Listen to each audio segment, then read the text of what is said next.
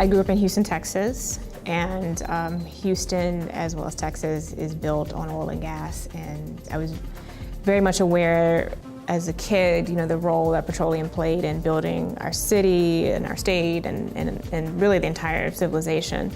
I also grew up in a neighborhood that was adjacent to one that was built on top of an abandoned oil and gas waste site.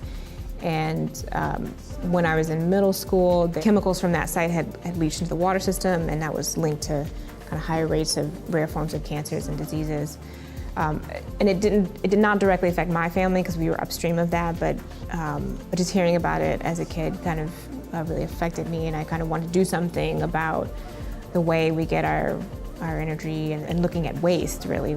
I'd like to see a world in which carbon is seen as a useful feedstock for making higher value products, both here on Earth and on Mars. So 95% of the atmosphere on Mars is CO2.